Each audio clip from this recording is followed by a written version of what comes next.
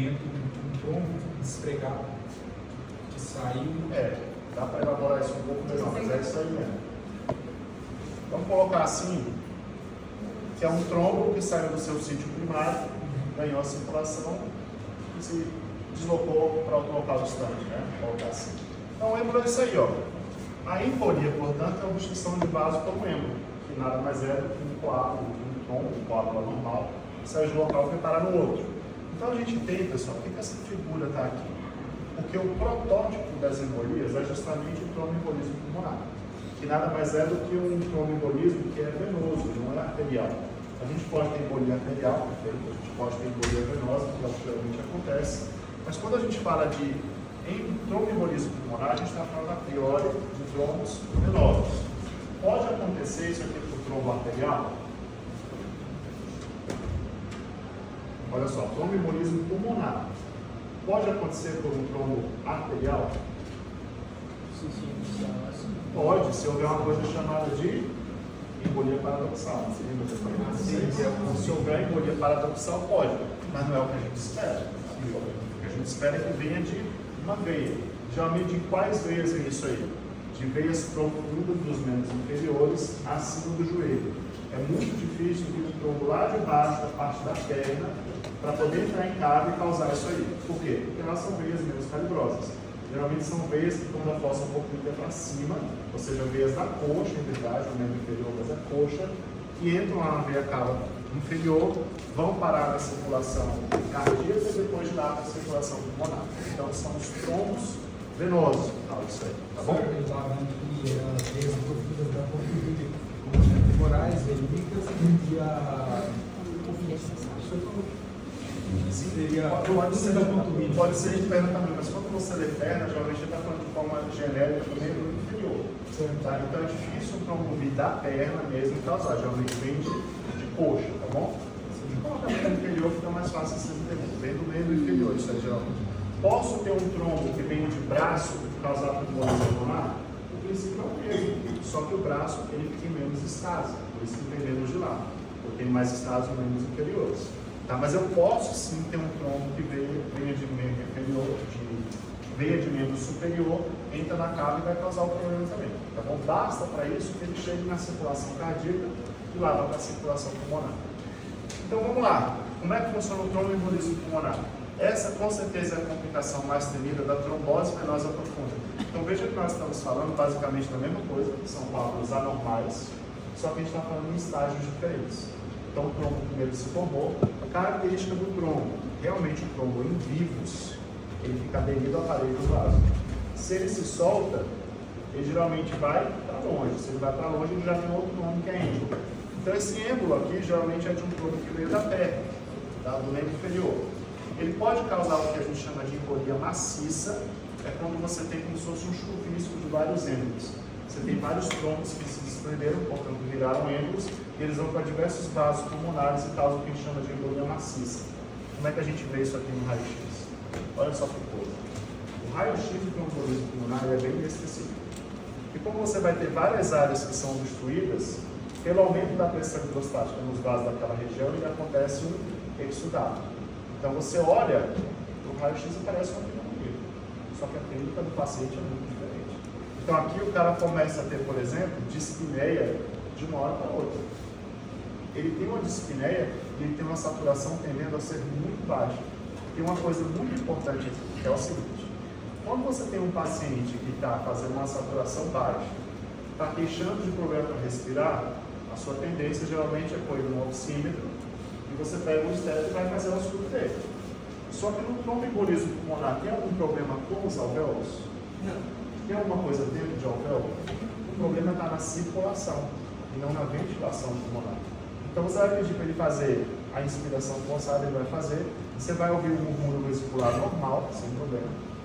O exame físico dele vai estar normal, toda a parte pulmonar. Isso aí vai estar saturando baixo. Por que vai estar saturando baixo? O problema é circulatório e não ventilatório. Então a coisa que chama a atenção aqui é o seguinte: a ausculta está absolutamente normal. O cara não está oxigenando bem, está dispneio, ele vai para o tubo muitas vezes, mas a ausculta do pulmão dele está absolutamente normal. Então ele faz o tromboembolismo, que é um problema circulatório, não vai dar uma ondulação tão escura. Aí você tem uma embolia também que é chamada de submaciça, que é quando você pega esse ramos menos calibrosos, o cara fica desconfortável, mas não é um catástrofe, que é isso aqui, né? E tem a também chamada de embolia não maciça, que pega arteriosas terminais. Às vezes, pessoal, é até assintomático. Às vezes o cara faz embolia pulmonar, ele é assintomático. Como é que eu vou saber que ele teve? Eventualmente uma necrópsia, ou se eu for fazer um anjo TC do nada, mesmo com um paciente assintomático, eu vou descobrir alguns trombinhos lá, ou seja, êmbolos, trombos que viraram êmbolos, mas não vai ser um quadro dramático como esse aqui. Quando isso aqui acontece, pessoal, embolia maciça, o paciente fica muito sintomático. A mortalidade aqui é bem alta, tá?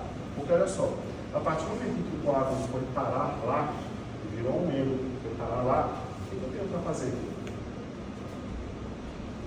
Eu vou fazer anticoagulante e vou lá para Deus abençoar.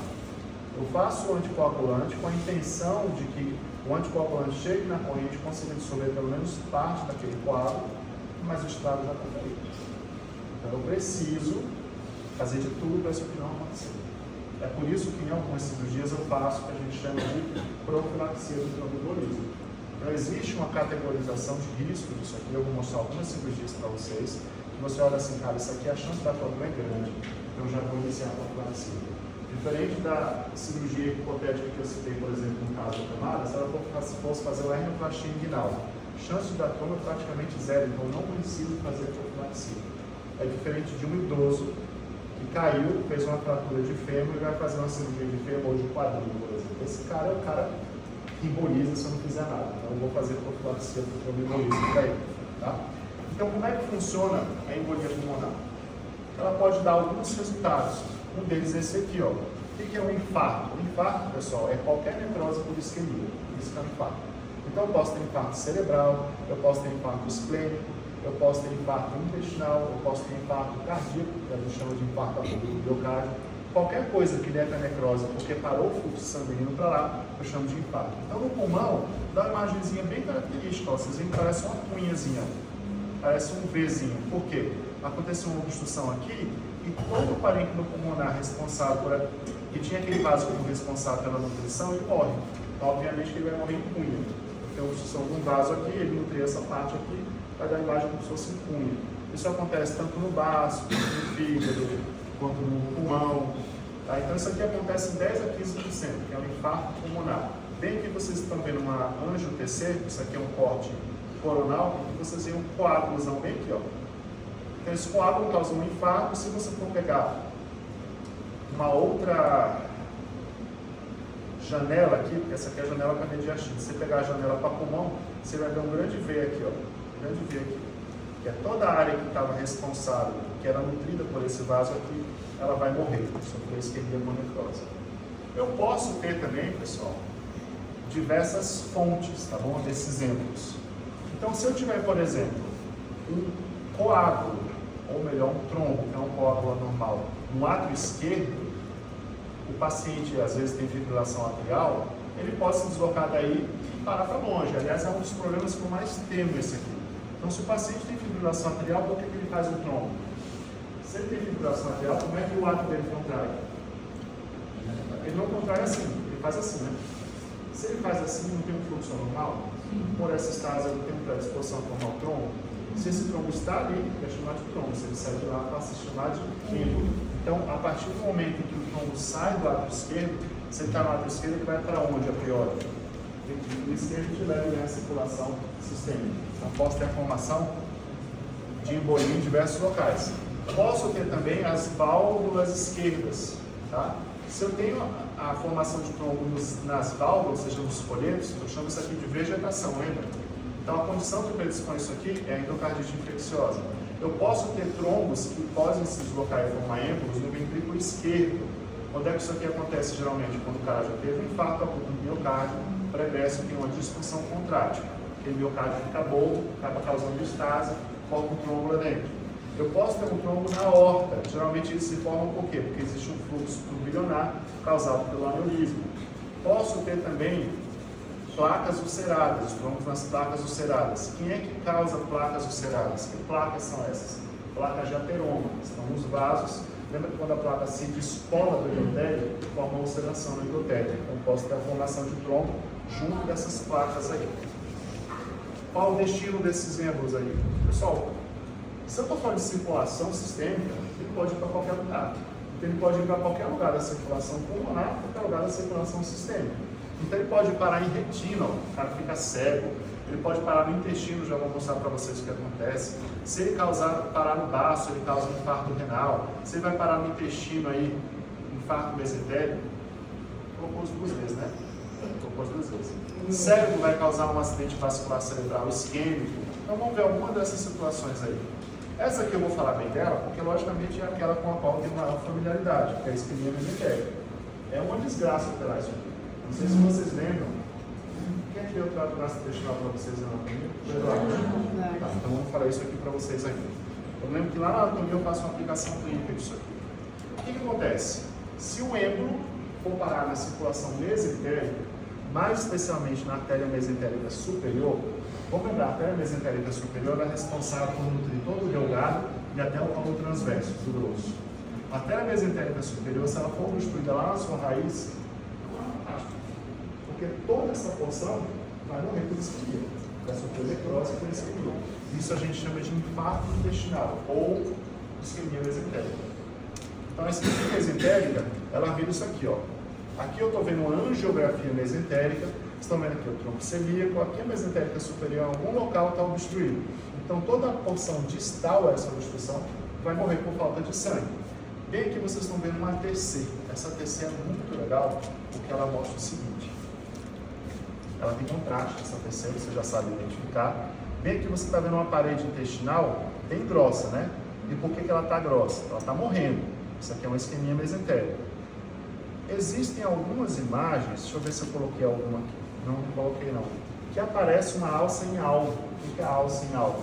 É porque aqui a gente está pegando seções longitudinais. Se eu tiver com a alça para minha frente na hora que passou o pós da tomografia, eu olho para a alça lá dentro e vou ver diversas camadas, como se fosse uma alça em alvo. E por que isso acontece? Porque as camadas estão destamando para dentro da luz, porque elas estão morrendo. E isso acontece também, uma coisa muito importante no exame clínico. Você vai fazer o toque do seu paciente e ele tem um pouquinho de fezes na ampola, como se fosse fezes em geleia de framboesa. Esse é o nome que se utiliza na semiologia. E o que é essa geleia de framboesa? Nada mais é do que a mucosa morta descamando para dentro da luz. E por que a mucosa descama para dentro da luz?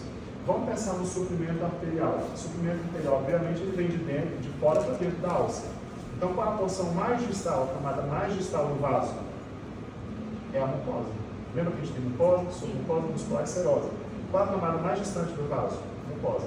Ela é a primeira que sofre, é a primeira que descama. Então, quando ela sai de dentro da luz, ela é exteriorizada junto com fezes ou não, parecendo uma geleia. Você vai fazer o toque para ela ter fezes de geleia de framboesa, típico da isquemia mesentérica. Isso aqui é o achado intraoperatório. O problema é o seguinte: quando você vê isso aqui, o que você marca isso aqui na cirurgia? Tem alguma forma de considerar isso aqui viável? Eu vou insistir nessa alça aqui? Não, eu vou arrancar tudo. Vou tirar tudo aqui. Vou fazer uma hiperectomia de grande monta. Tirar esse delgado todo aqui. O problema é que eu olho isso aqui, ó. Porque aqui tudo bem, o cara vai morrer provavelmente, né? O prognóstico é horrível. Mas e aqui? Aqui, olha esse cara. Tá, então eu vou retirar esse pedacinho aqui e vou fazer uma anastomose. Aí quando eu termino a anastomose, olha, esse cara não tá bom. Porque essa alça que eu anastomosei tá roxa, igual assim. Aí eu tiro mais um pedaço. Aí eu olho para esse pedacinho aqui que tá rosa ainda, vejo que ele tem peristaltismo, ou seja, a alça tá viável. Esse aqui eu vou manter. Aí eu vou tirar outro pedaço de alça. Daqui a pouco eu olho que isso aqui tá tudo roxo. Então essa cirurgia ela é muito dinâmica. E você não sabe direito o que fazer, porque o que você tem que fazer com o centro, já que entrou, tirar tudo que a alça morta. O problema é que ela vai morrer na sua frente às vezes. E o que era uma hiperectomia de 20 centímetros, vira uma hiperectomia de 2 metros, por exemplo. Qual o problema do paciente aqui? Ele perde a área de absorção. Qual o pedaço do intestino mais responsável pela absorção de nutrientes? Delgado. Então, por exemplo, eu lembro que uma vez, no regional de Cacoal, eu trabalhava lá, a gente operou um cara que tinha 42, 43 anos, com isquemia mesentérica. A gente operou o cara, ele ficou com 1 pound de delgado. Ficou com 1 pound de delgado. Então a gente tinha uma certeza, ele ia morrer na nossa enfermaria naquela internação. Então o cara sai da cirurgia, foi para a UTI, 2 dias ele estava na enfermaria. Você olhava para ele falando com a gente, de boa, recebendo a família, não, doutor, vamos recuperar. E a gente sabia que ele não ia. Porque ele ia entrar no quadro de nutrição aguda. Aí você diz assim, vamos fazer nutrição parenteral no caso, né? Vocês já ouviram um termo chamado distanásia? O que é a distanásia? Ela entra na questão da obstinação terapêutica. Eu quero tanto que meu paciente sobreviva que eu lanço mão de recursos que simplesmente vão prolongar a vida dele, mas eu sabendo que ele vai morrer. Então o cara com 20 centímetros de delgado, ele não sobrevive, a não ser que ele faça um transplante intestinal, que não é uma realidade nossa. E no Brasil, vários locais se fazem. Então a gente tentou transferir ele para a USP de Ribeirão Preto, se eu não me engano. Demoraram a responder, o cara em 2 semanas fez uma desnutrição aguda, por estar desnutrido, ele fez uma infecção, sepsis e morreu. A gente sabia que isso ia acontecer, porque ele perdeu quase todo o delgado dele. Então, a isquemia mesentérica é essa aqui, ó. Desgraça. Horrível para o paciente. Muito ruim. Mortalidade altíssima. Esse é um dos destinos do teu êmbolo. Pode ir parar no intestino e fazer isso aqui. Então, existe outro tipo de embolia chamada de embolia gordurosa. Né? Quando é que ela acontece? Ora, se quando eu tenho fratura de ossos longos, eu tenho exposição da medula óssea, aqui tem muita gordura para vasos sanguíneos, esses vasos sanguíneos podem conduzir essa gordura por dentro deles. Então, logicamente, que essas gotículas de gordura viram êmbolos. Então, a embolia gordurosa é uma coisa que acontece geralmente em pacientes politraumatizados ou que foram submetidos a cirurgias ortopédicas. E elas dão, tipicamente, uma tríade bem clássica. Toda vez que vocês virem assim, tríade clássica, penta de clássica, não esperem ver isso todas as vezes. Isso quer dizer o seguinte, quando você vê isso acontecendo, você pode ter uma certeza razoável de que a pessoa está tendo aquele problema. Então, o cara foi operado. Aí, quando é mais ou menos 48, 72 horas, 12 horas após o trauma, ele começa a apresentar dificuldade para respirar, começa a falar nada com nada, por exemplo, ficar muito irritado, ficar muito sonolento, ele tem problema no sensório, ele começa a aparecer com essas petequias aqui, ó, deixa eu mostrar para vocês. Petequias aqui oculares, petequias aqui na região inguinal, em casos mais dramáticos você pode ver isso aqui. Essas petequias acontecem porque esses êmbolos obstruem os vasos e perto desse vasinho obstruído pela pressão hidrostática você tem uma hemorragiazinha. Então você tem a presença de petequias que podem estar disseminadas em alguns locais. O problema é que se essas petequias acontecem aqui, ó, já foi, né? Então o cara perde muito neurônio, perde massa mesmo para necrose isquêmica. Isso aqui é um achado, eu achei muito bacana colocar essa figura aqui, porque isso aqui é um pedaço de material de medula óssea. Então você tem aqui células sanguíneas ao mesmo tempo que você tem gotículas de gordura dentro de quem? De um vaso sanguíneo. Isso aqui é um tipo de embolia gordurosa, tá?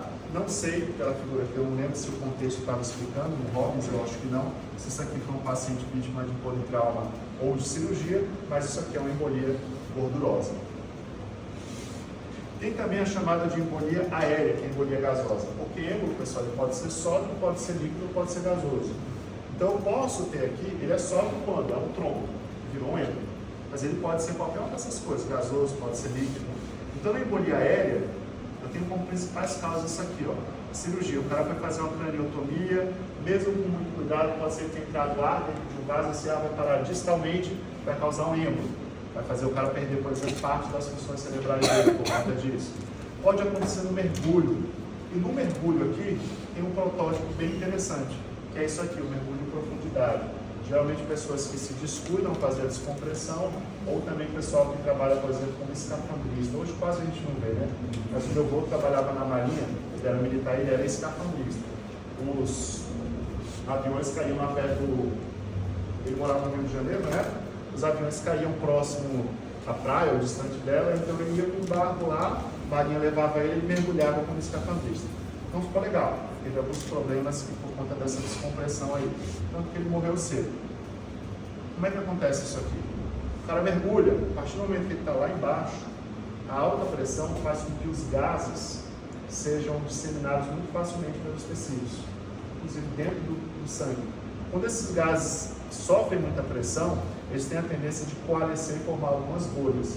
Se o cara não tiver cuidado de fazer uma descompressão lenta, na hora que ele sobe, os gases se expandem porque a pressão diminui. Então se expandem, eles formam grandes êmbolos, vão parar no cérebro, vão parar em órgãos, às vezes vão parar em membro, o cara perde o membro amputado. Então é assim que funciona a embolia gasosa. Tem também a chamada de embolia por líquido amniótico, tá? Acontece em mais ou menos 10% das gradas, de acordo com o Robbins, então não é pouca gente, só que a minoria delas é que vai ter sequelas. Por que isso aqui acontece? Pensa na barreira placentária. A barreira placentária nada mais é do que aquela barreira que divide ou separa o sangue do concépito com o sangue da mãe.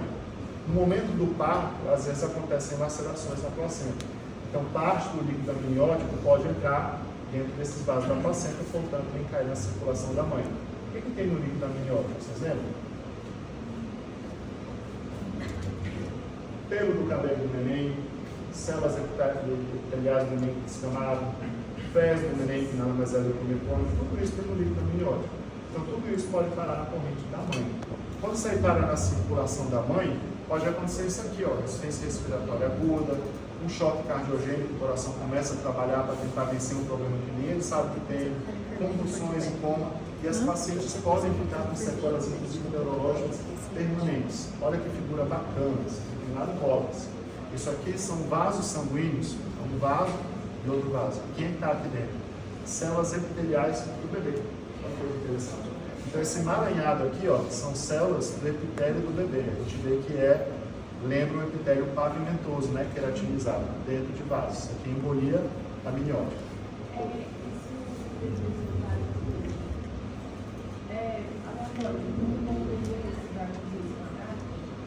Tem como você tomar muito cuidado, por exemplo, na hora de abordar a placenta. Parto normal é um pouco difícil você saber isso aí, né? Por exemplo, na cesárea, a gente tira o bebê com muito cuidado assim que tira já do manteiro, por exemplo. E aí você pega aquela placenta e descola com muito cuidado para não causar laceração nela.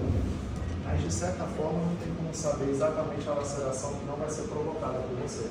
Às vezes o atrito do bebê, por exemplo, causa laceração na placenta.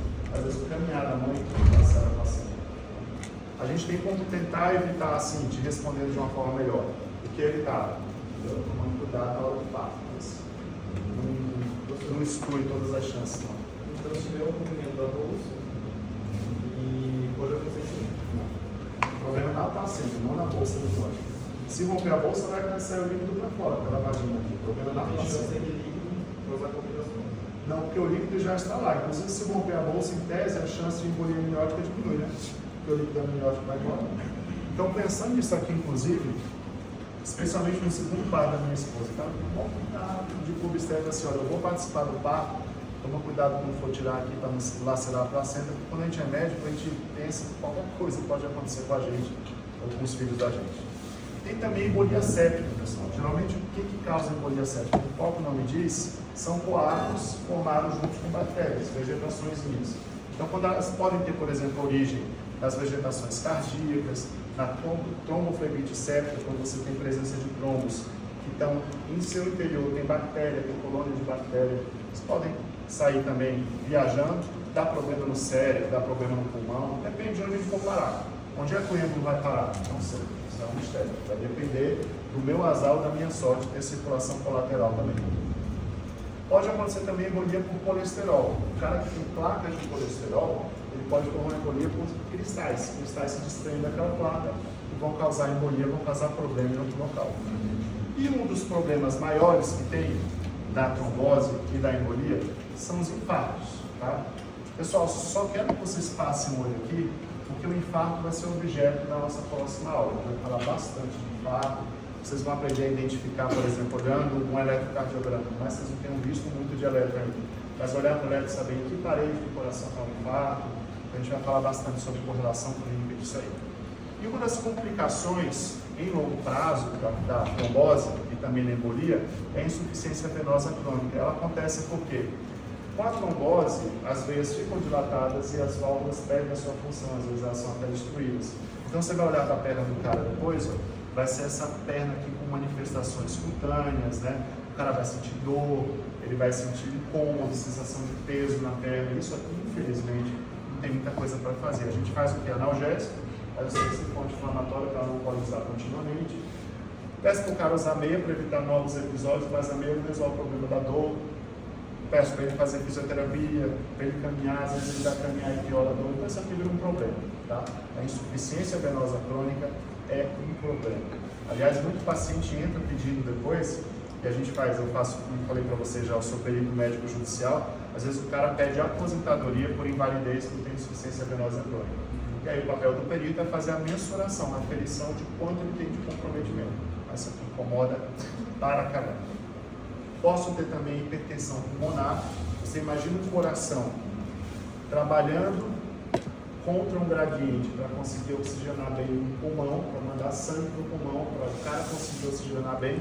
Eu tenho diversas obstruções lá. Então, hipertensão pulmonar, hipertensão no território das artérias pulmonares. É outra consequência também, pode levar a insuficiência cardíaca direita. Como é que a gente faz a prevenção, então? Identifica aqueles pacientes que têm baixo risco, risco moderado e alto risco, existem scores para isso aí, tá bom? Vocês não precisam saber esses scores agora, precisam aprender lá em clínica cirúrgica, clínica médica lá no 4º ano, mas existe forma de você mensurar isso aqui. Então, o que você faz com os pacientes que têm baixo risco? Estou falando do contexto de pré-operatório. Você vai recomendar para ele a deambulação precoce, ou seja, ele vai ter que andar precocemente, fazer muita hidratação, porque quanto mais fluido o sangue tiver, mais difícil ele fica de trombosar.